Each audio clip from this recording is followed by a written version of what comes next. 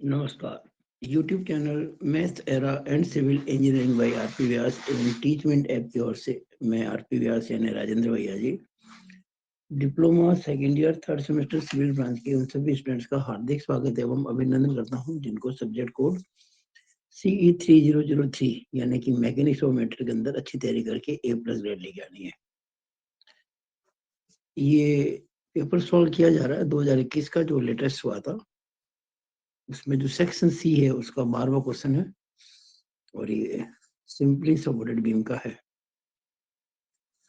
ये क्वेश्चन 1997-92 में भी आया था और आपको सूचना देते हुए अच्छा लग रहा है कि ये मेरी जो पुस्तक लिखी हुई है, मैंने राठी जी ने और अमित जी गुरु ने मिलकर जो पुस्तक लिखी है CE 3003 पर, उसमें ये क्वेश्चन नंबर 34 है, पेज नंबर 3.64, थर्ड चैप्टर के 64वें पेज पर।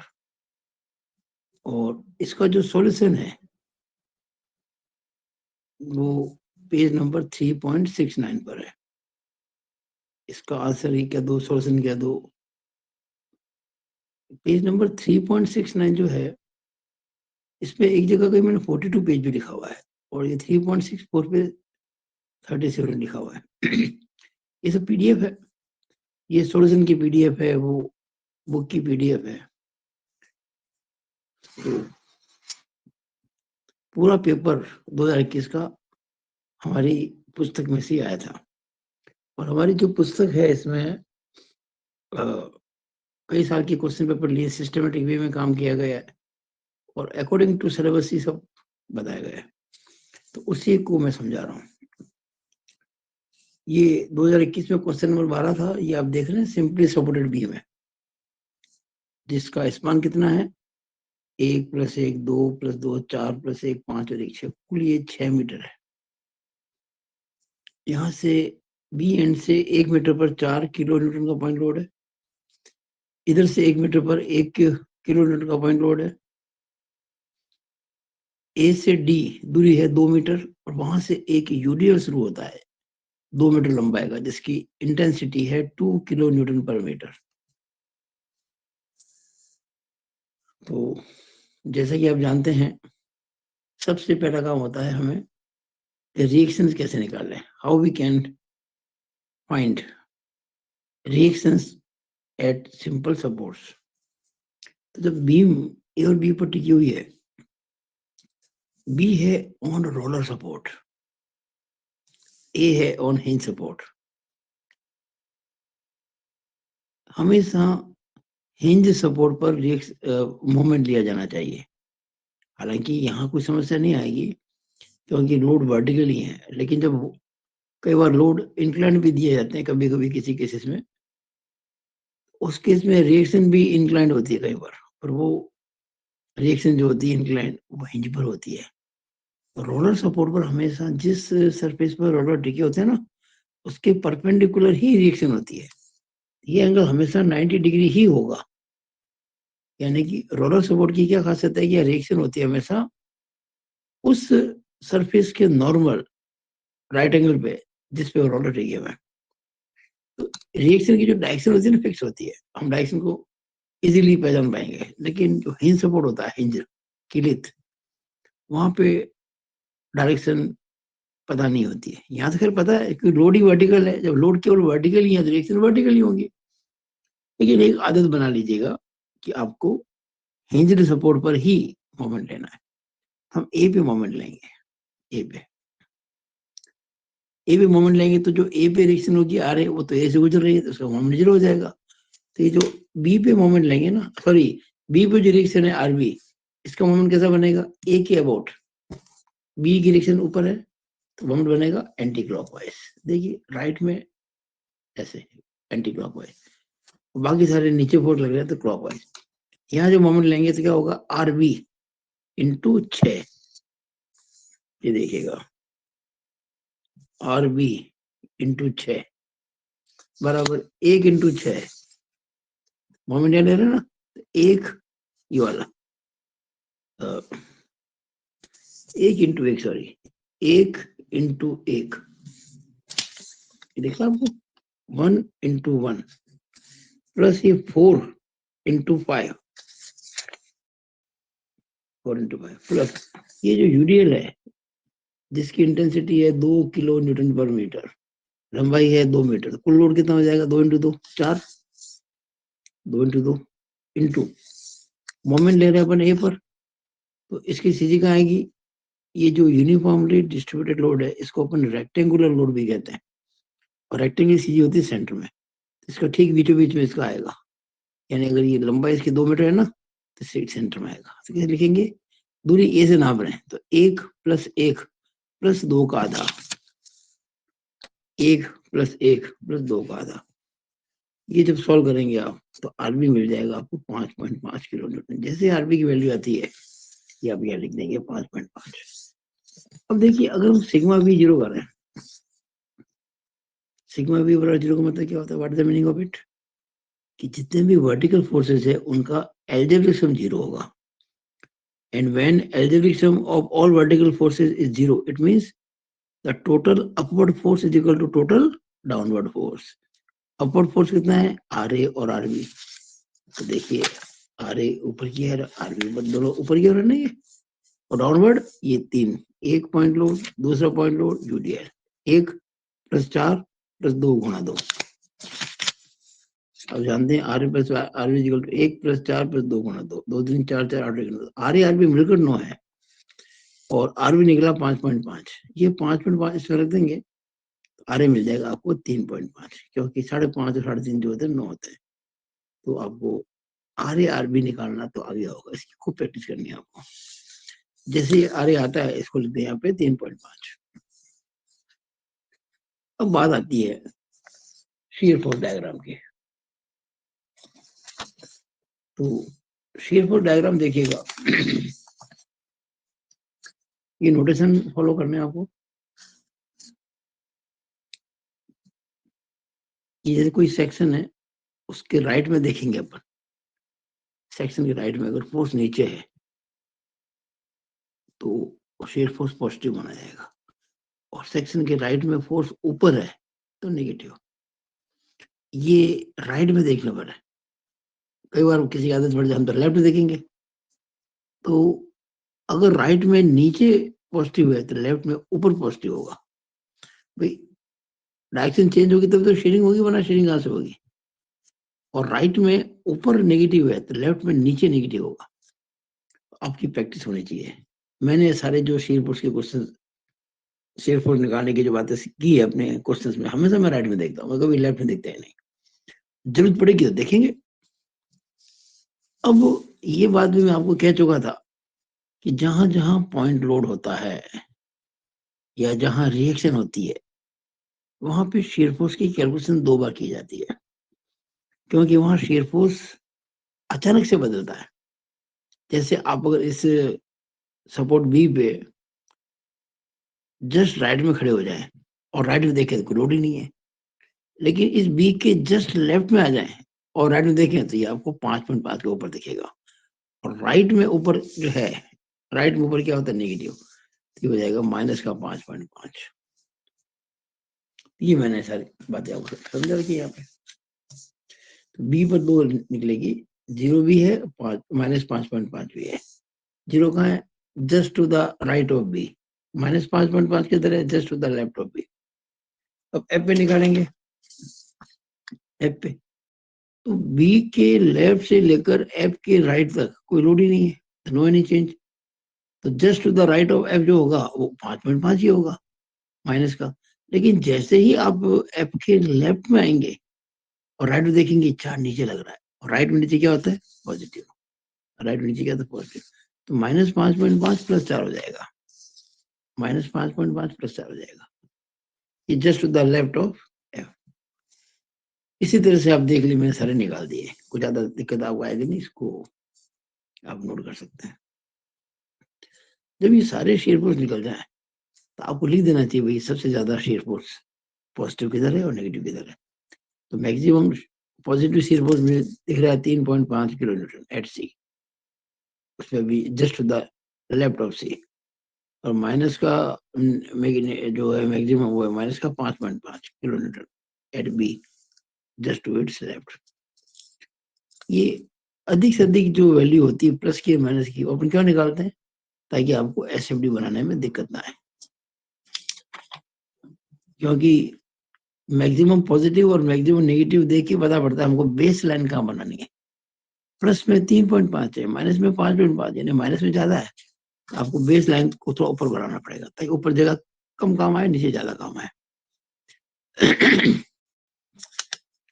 ये आप देख रहे हैं जो वैल्यूज मैंने निकाल के दी थी उसमें मैंने प्लॉट या मार्क कर दी थी 5.5, 5.5, 1.5, 1.5, 2.5, 2.5, 3.5, 3.5।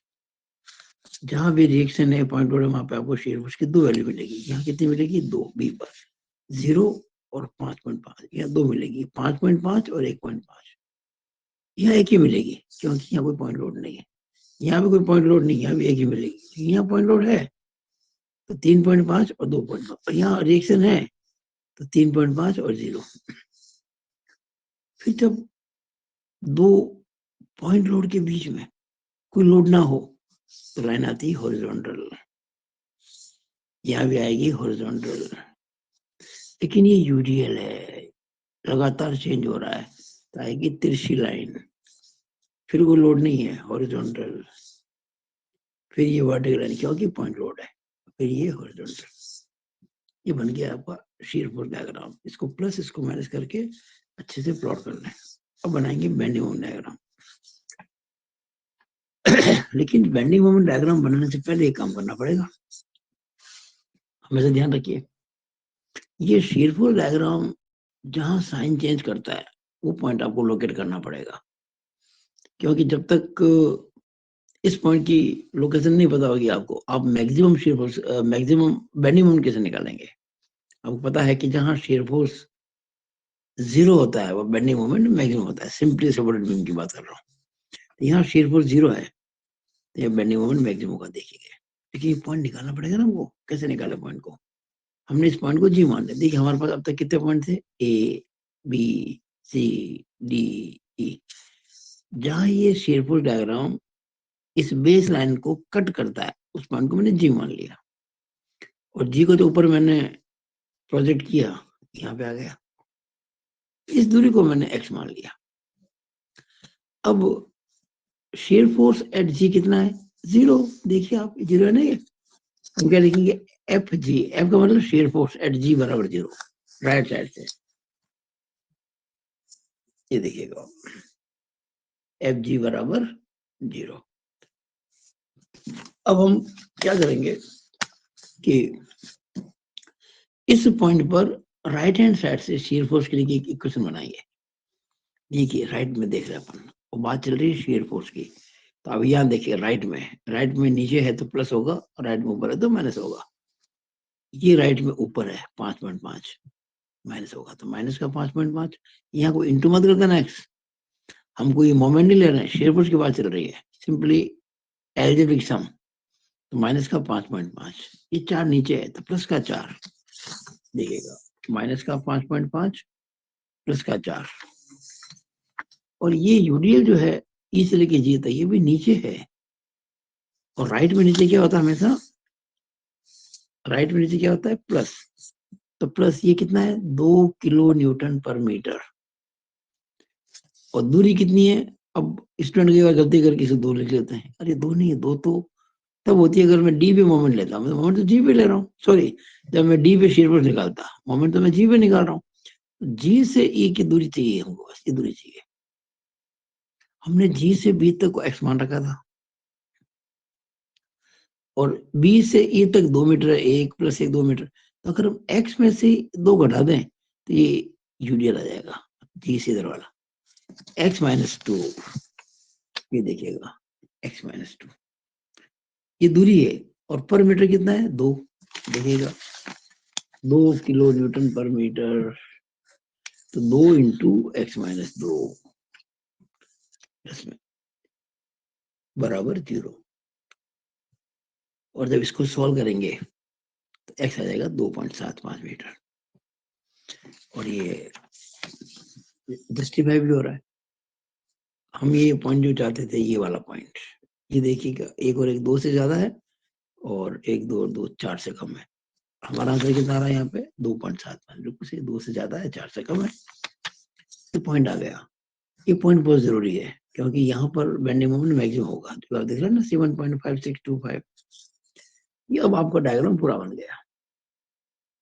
जब डायग्राम बन जाए ना, तो यहाँ लिख दीजिएगा साइड में SFD, shear force diagram. Packet में क्या लिखेंगे? Shear force in kilo Newton.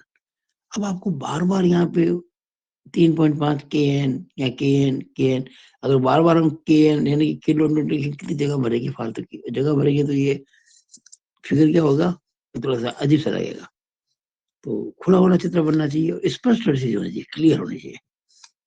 तो आपको यहाँ बार बार KN लिखने की जरूरत नहीं है, हर जगह किलो न्यूटन। आपने यहाँ लिख दिया shear force in kilo Newton, और ये आपने जो डायग्राम बनाया उसका बेस ये था।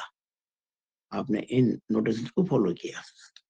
अब बेंडिंग मोमेंट में क्या होता है, आपको मैं पहले बता चुका था कि अगर राइट में एंटी क्लॉकवाइज हो, लेफ्ट में क्लॉकवाइज हो, दोनों प्लस, इसे कहते हैं सैगिंग बेंडिंग मोमेंट। और उल्टा, राइट में क्लॉकवाइज हो, लेफ्ट में एंटी क्लॉकवाइज हो, hugging minus. Simply supported beam में हमेशा सैगिंग ही होती है, यानी पूरा पॉजिटिव बेंडिंग मोमेंट आएगा।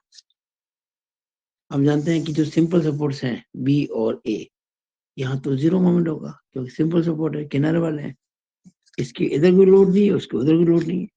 बाकी रहे पॉइंट ये सी, डी, ई, एफ और जी। तो इन पांचों पॉइंट पर मैंने मोमेंट निकाले हैं। ये देखिएगा,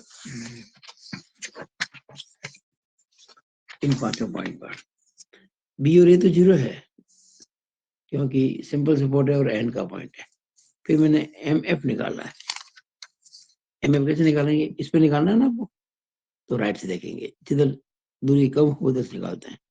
इधर से निकालेंगे तो बहुत सारे लोड आ जाएंगे, हालांकि आंसर सेम आएगा, आप चेक कर सकते हैं, पर मैं इधर से निकालूंगा। हम जब एफ पे मोमेंट निकालते हैं, यानी कि बेंडिंग मोमेंट एट एफ, तो ये 4 किलो न्यूटन जो एफ से गुजर रहा है, इसका मोमेंट नहीं होगा, क्योंकि तो इस पॉइंट से गुजर रहा है, और कोई पॉइंट से कोई फोर्स गुजरता है तो उसका मोमेंट जीरो होता है। अपन इसके राइट में देखेंगे ना, तो केवल ऊपर लग रहा है 5.5 किलो न्यूटन, दूरी कितनी? 1, राइट में ऊपर। अच्छा, आपको मैंने बताया था कि राइट में ऊपर होगा तभी वो मोमेंट राइट में बनेगा एंटी क्लॉकवाइज, और लेफ्ट ऊपर होगा तो बनेगा क्लॉकवाइज। आपको मैंने कहा था, अगर आपको याद हो तो, कि अगर फोर्स लग रहा है ऊपर की तरफ, चाहे राइट चाहे लेफ्ट, मोमेंट हमेशा प्लस में होगा, और फोर्स लग रहा है नीचे की तरफ, चाहे राइट चाहे लेफ्ट, मोमेंट होगा हमेशा माइनस में। ये देखिएगा, ये फोर्स ऊपर की ओर लग रहा है ना, मोमेंट प्लस में, ये फोर्स नीचे की ओर लग रहा है ना, मोमेंट माइनस में। हालांकि हॉकिंग सेंगिंग की बात है यहाँ पे। तो ये सारे मैंने आंसर सारे मैंने निकाल दिए आफ्टर कैलकुलेशन। ये कितना आया था? प्लस का 5.5 इंटू 1, यानी 5.5। ये देखिएगा। फिर ई भी निकाला, ई भी ये रहा इधर से, तो प्लस का 5.5 इंटू 2, माइनस का 4 इंटू 1, ये आ गया 7 किलो न्यूटन मीटर। फिर जी पे निकाला, जी पे उधर से निकाला, क्यों? वो दूरी मुझको पता है, एक्स। एक्स कितनी आई थी? 2.75। ये 2.75 मीटर आई थी आपकी। तो जी पे निकालेंगे सब, 5.5 इंटू 2.75 माइनस 4 इंटू, देखिए ये 2.75 है, और मोमेंट यहाँ से यहाँ की दूरी लेनी है, तो 1 मीटर कम कर दो बस, 1.75। 4 इंटू 1.75, ये देखिएगा, देखा ना, ये मैंने -4 इंटू ये 2.75 माइनस 1 किया था, 1.75 हो गया, और माइनस ये दूरी जी कितनी होगी? ये कुल कितनी है? 2.75। एक और एक 2 कम कर देंगे तो 0.75 पर मीटर कितना? 2, तो 2 पर मीटर है, तो 2 इंटू 0.75। ये जो इंटेंसिटी है ना यूडीएल की पर मीटर की, 2 किलो न्यूटन पर मीटर, उसको उसकी लंबाई से गुणा कर देंगे, लेंथ से, जो कि 0.75 है, तो 2 इंटू 0.75। ये तो लोड बना, इसी जगह है कि इसके सेंटर में, तो 0.75 का आधा, तो 2 इंटू 0.75 इंटू 0.75/2, देखिएगा 2 इंटू 0.75 इंटू 0.75/2, जब सॉल्व किया सबको तो आ गया 7.5625 किलो न्यूटन मीटर। फिर निकालेंगे डी पर इस साइड से निकाल लो, ये नजदीक पड़ता है, तो आएगा 3.5 into 2 minus 1 into 1, 3.5 into 2 minus 1 into 1, तो ये आएगा 6 किलो न्यूटन मीटर। फिर निकालेंगे सी पर इधर से नजदीक पड़ता है, तो 3.5 इंटू 1, तो आ गया 3.5 kilo newton metre. BMD is drawn. ये सारे पॉइंट जो आएंगे ना, इसको आप लगभग स्केल के हिसाब से, आपको एग्जैक्टली टू द स्केल काम नहीं करना, लेकिन अंदाज से कि आपने इसको जैसे 5.5 का 5.5 का 7 करीब यहाँ होगा, 7.56 यहाँ होगा, ये 6, ये 3.5, ये 0, और टोटल जो डिस्टेंस है ये वाली, ये आप जानते ही हैं 6 मीटर है। यहाँ क्या लिखा मैंने, BMD bending moment diagram, bracket में bending moment in kilo newton metre. तो आपको बार बार यहाँ पे 3.5 KNM, 6 किलो न्यूटन मीटर लिखने की जरूरत नहीं है, और आप नोटिस जरूर शो कीजिएगा।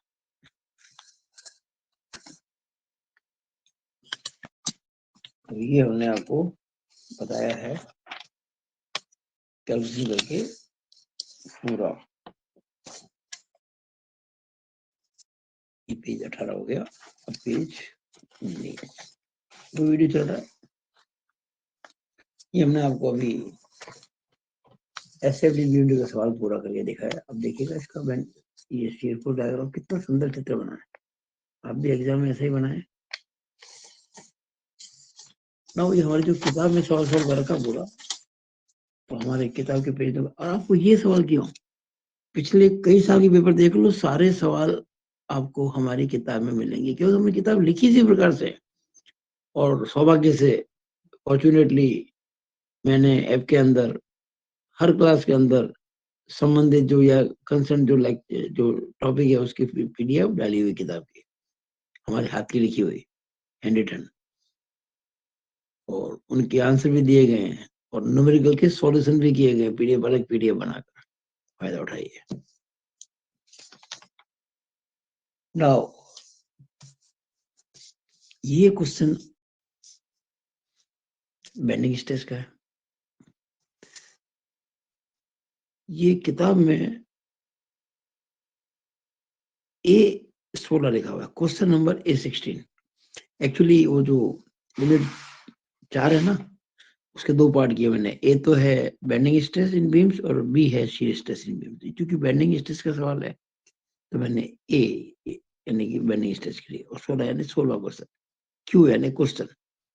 तो जो यूनिट 4A है, यूनिट 4A, उसकी जो एक्सरसाइज है उसमें 16वां क्वेश्चन ये न्यूमेरिकल है।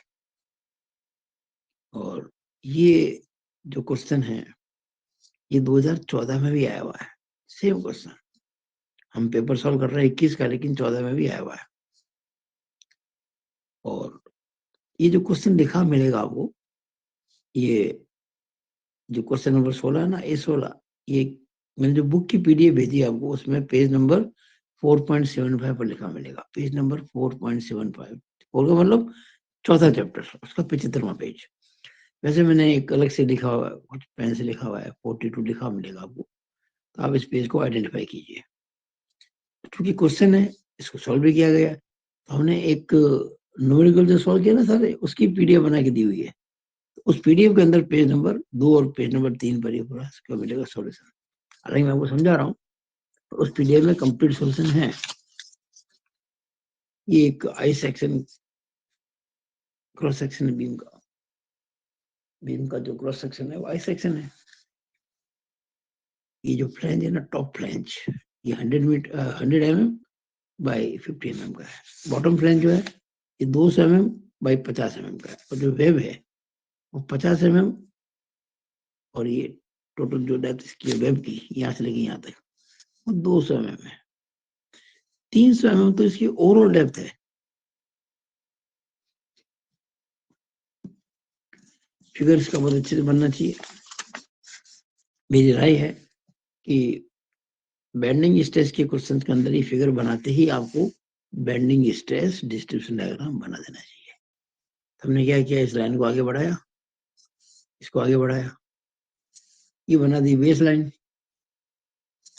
और कुछ भी नाप लेके अंदाज से ये पॉइंट मार्क कर लिया, कोई नापने की जरूरत नहीं है, बस अंदाज से कुछ भी ले सकते हो।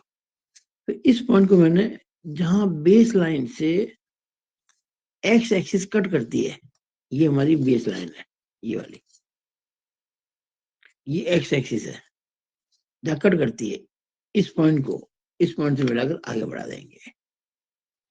ये होगा आपका एफ सी, यानी कि maximum bending stress in compression. Simply support beam के अंदर नीचे होता है टेंशन, ऊपर कंप्रेशन। और ये F T, maximum bending stress in tension. और ये अगर एफ टी है तो ये दूरी क्या होगी, वाई टी। और वाई टी कितनी होती है, वाई बार। वाई बार निकालना वो मुश्किल काम नहीं, अपनी ये मोमेंट में सभी काम कर चुके हैं। और वो जो वाई सी होगा, वो जो टोटल डेप्थ है ना 300 mm, उसमें से ये 125 घटा देंगे, वाई बार 125 आएगा। निकाला हमने, देखिए ये सब कुछ निकाला हुआ है। पहला step, position of N A, यानी कि एक्स एक्सिस। वाई बार का फॉर्मूला क्या होता है, a one y one plus a two y two plus a three y three upon a one plus a two plus a three. ये area number 1 है, area number 2 है, area number 3 है। वैसे मुझे ज्यादा बताने की जरूरत नहीं है, क्योंकि मोमेंट ऑफ इनर्शिया के चैप्टर में ऐसे हमने ना सुनाम सवाल किया है, वाई बार निकाला हुआ, सब कुछ किया होता है। मुझे नहीं लगता है मुझे इसको ज्यादा समझाना चाहिए आप लोगों को। तो ये वाई बार निकालेंगे आप, तो वाई बार मिलेगा आपको 125 mm, और जो वाई बार है वही वाई टी है। और 300 में से 125 घटा देंगे तो 175 आ जाएगा वाई सी। अब ये क्वेश्चन क्या है, क्वेश्चन ये है कि अगर मैक्सिमम बेंडिंग स्ट्रेस, एफ का मतलब मैक्सिमम बेंडिंग स्ट्रेस 40 न्यूटन पर एमएम स्क्वायर है, तो बताइए इस बीम का मोमेंट ऑफ रेजिस्टेंस कितना होगा। We have to find out the moment of resistance if bending stress is not to exceed 40 newton पर mm स्क्वायर। यह एक बात समझने की है, हम आपको अलग से वीडियो बना के समझा चुके थे बेंडिंग स्ट्रेस के अंदर, कि जिधर दूरी ज्यादा होती है उधर स्ट्रेस ज्यादा होती है। देखिए उधर दूरी है 175, इधर दूरी है 125, नेचुरली वो स्ट्रेस ज्यादा होगी, क्योंकि दूरी ज्यादा है ना। और आप जानते हैं कि न्यूट्रल एक्सिस से जितना ज्यादा दूर होगा कोई पॉइंट, स्ट्रेस बेंडिंग की उतनी ही ज्यादा होगी। तो 175 mm पे स्ट्रेस ज्यादा होगी और 125 पे कम होगी। अब आपको दे रही कि permissible 40 newton per M square.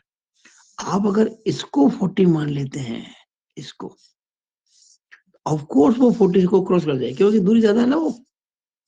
तो आप इसको 40 नहीं मानेंगे, आप उसको 40 मानेंगे, यानी आप भी मानेंगे हम इतना ही लोड लगाएंगे, we will apply the load on the beam so that maximum stress in compression is up to 40 newton पर mm स्क्वायर। अगर यहाँ ये 40 पहुंचती है मैक्सिमम वैल्यू, तो ये वैल्यू डेफिनेटली 40 से कम होगी, क्योंकि दूरी 125 175 से कम है, तो सेफ रहेगी। तो हम क्या कहेंगे, तो एफ लेंगे ना फॉर्मूले के अंदर, याद कीजिएगा फॉर्मूला क्या होता है, F upon Y is equal to M upon I. तो जो एफ लेंगे वो एफ सी लेंगे, और एफ सी कितना होगा इसका, ये जो 40 न्यूटन पर एम स्क्वायर। तो आई क्या लेंगे, वाई सी, यानी कि 175 है। आगे चलेंगे, अभी ये वाई बार निकल गया। वाई बार निकलने के बाद में आपको निकालना होता है आई एक्स, मोमेंट ऑफ इनर्शिया। मुझे कुछ कहने की जरूरत नहीं है, ये हम पहले यूनिट में कर चुके हैं कंप्लीटली। तो आई एक्स निकल गया 255,208,333.3 mm।